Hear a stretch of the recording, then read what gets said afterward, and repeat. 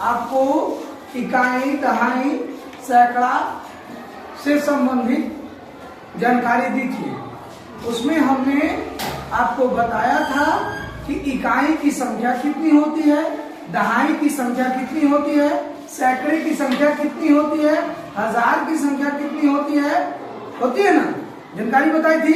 आज हम लोग इस एफएलएन किट के माध्यम से जानेंगे और आपसे जानेंगे कि आप समझ रहे हैं या इसको नहीं समझ रहे हैं, है ना। तो आज देखिए आपके सामने, आप ही के साथ जो रोज पढ़ती है यही साबित करेगी कि इसको समझ में आ रहा है कि नहीं।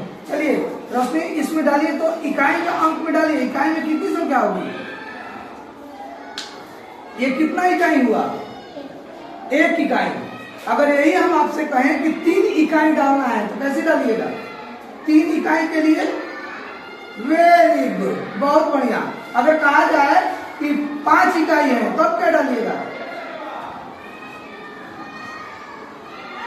अगर कहा जाए कि 7 दहाई डालना है तो कैसे डालिएगा? इसमें से निकालिए 7 दहाई, 7 दहाई डालना है।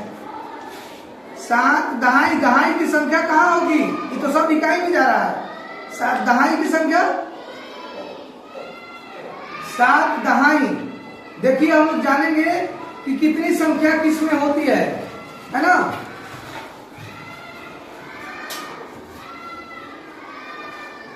7 दहाई और 3 सैकड़ा, 3 सैकड़ा।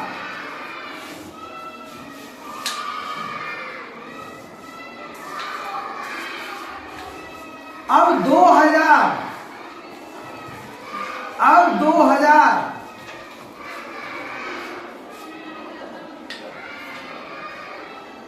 उसके बाद क्या डालिएगा? इसके बाद आप डालिए 10,000 में कितना बताइए, डालिए।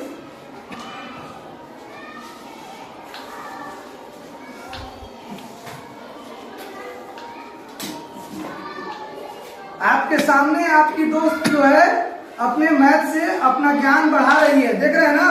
अब आप देखिएगा कि यह देखकर बताएगी कि इसमें इकाई का संख्या कौन सा है ना।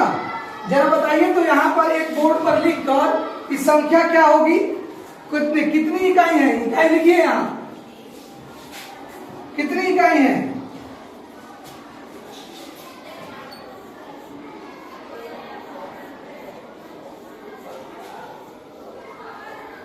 नहीं, ऐसे नहीं लिखना है, इसको मिटाइए। आप सिर्फ अंक लिखिए, कितना इकाई हुआ? 5। और दहाई कितना हुआ? उधर देखते रहिए, दहाई कितना हुआ? 7। और सैकड़ा कितने हुए? गुड। और हजार कितने हैं? अब 10,000 में।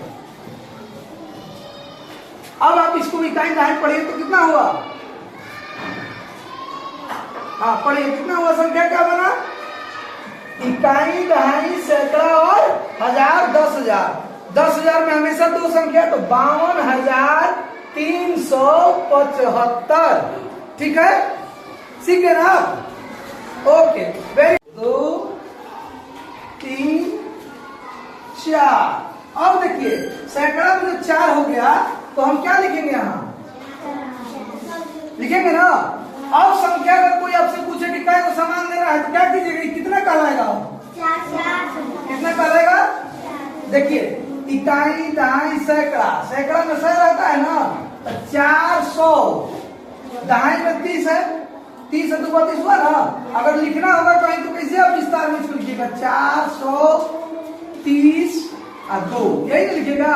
मतलब इसका मान कितना है? 30 है। इसका मान कितना है? 1 है।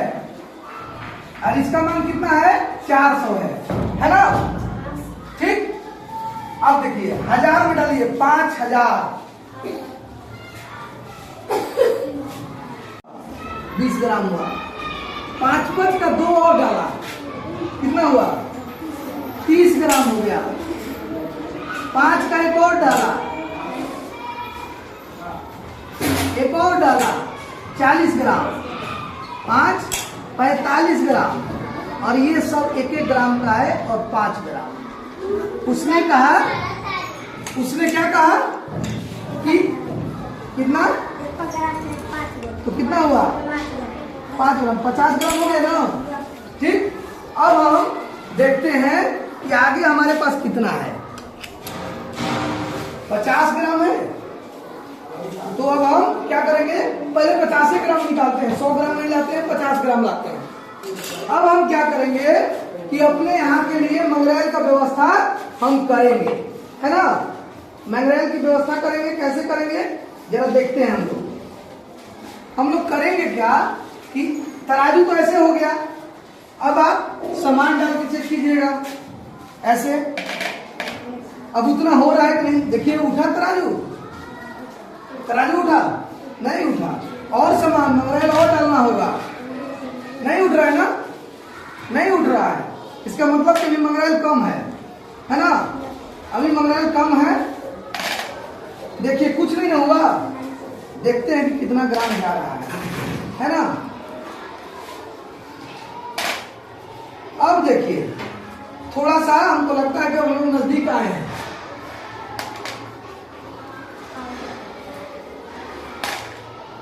आप लोग देख के बताइएगा कि बराबर है कि नहीं। और ऐसे तो आपको कांटा दिखाई देगा, देखिए तो बराबर हुआ, ये दोनों एक में मिल गए।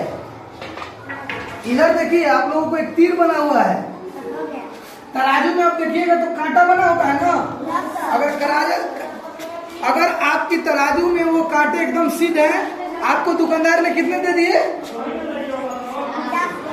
ठीक है। अगर उसके पास 100 ग्राम के अगर बटखरा होते, 100 ग्राम का 1 किलो चीनी खरीदना होता, तो कै को बटखरा इसमें, कै को बटखरा डालता उसमें।